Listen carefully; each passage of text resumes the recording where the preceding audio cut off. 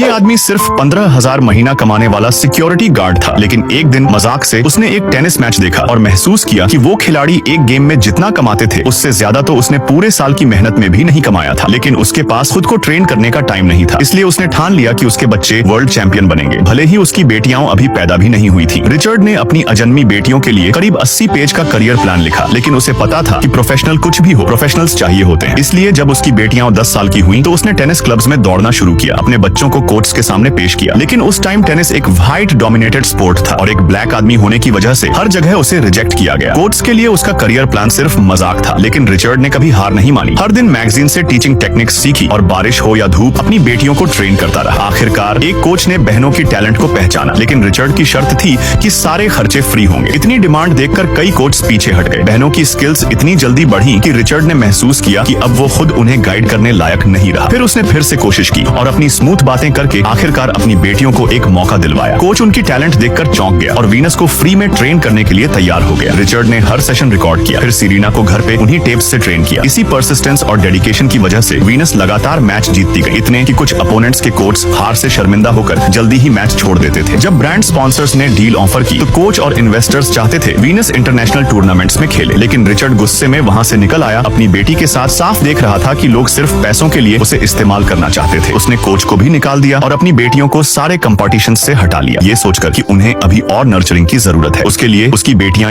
अभी अपने बचपन का मजा लें, बिना प्रेशर के दबाव में आए। लेकिन उसकी बेटियों के शानदार रिजल्ट्स की वजह से रिचर्ड अमेरिका के टॉप कोच रिक मैक्की से मिलने में कामयाब रहा। मैक्की ने बहनों की टैलेंट तुरंत पहचान ली, लेकिन रिचर्ड ने और भी कड़े कंडीशंस रखे। बेटियों के साथ पूरा परिवार साइन करने की डिमांड की, जिसमें एक घर, कार, बेहतरीन स्कूल्स और रिचर्ड के लिए जॉब भी शामिल थी। इतनी डिमांड्स के बावजूद मैक्की मान गया, बड़े फ्यूचर पोटेंशियल की वजह से। फिर परिवार फ्लोरिडा शिफ्ट हो गया। 3 साल की क्लोज्ड ट्रेनिंग शुरू हुई। उस दौरान बहनें एक भी मैच नहीं खेली और बाहर वाले रिचर्ड को सिर्फ बातें करने वाला मानते रहे। फिर एक दिन वीनस ने अपने पिता से कहा कि वो कम्पीट करना चाहती है। तभी रिचर्ड ने समझा कि उसकी बेटी बड़ी हो गई है और अब खुद खड़ी हो सकती है। 3 साल से आखिरी कंपटीशन के बाद वीनस कोर्ट पर लौटी और सबकी निगाहों का केंद्र बन गई। मैच से पहले की रात नाइकी ने $3 मिलियन का कॉन्ट्रैक्ट ऑफर किया, लेकिन रिचर्ड और वीनस ने इंतजार किया, क्योंकि उन्हें पता था कि असली मौका अगले दिन कोर्ट में आएगा। अगले दिन वीनस हार गई। वो अपनी हार से शर्मिंदा थी, लेकिन उसके पिता जानते थे उसने अच्छा किया था। वो हमेशा उनके लिए गर्व की बात रहेगी। फिर वीनस का वर्ल्ड नंबर 1 सांचेज से मुकाबला शानदार रहा। उसकी परफॉर्मेंस ने ऑडियंस और स्पॉन्सर्स को दिल जीत लिया। अगले स्प्रिंग में वीनस ने रीबॉक के साथ $12 मिलियन का कॉन्ट्रैक्ट साइन किया। वहीं सीरीना जबरदस्त प्रेशर में भी बड़ी हुई और 23 ग्रैंड स्लैम टाइटल्स जीती। टेनिस हिस्ट्री की ग्रेटेस्ट प्लेयर मानी गई। जल्दी फेम मिलने के मुकाबले रिचर्ड हमेशा मानते थे कि सब्र, परिवार और एजुकेशन असली चाबी है। यही था उनका सीक्रेट 2 टेनिस लीजेंड्स को पालने का।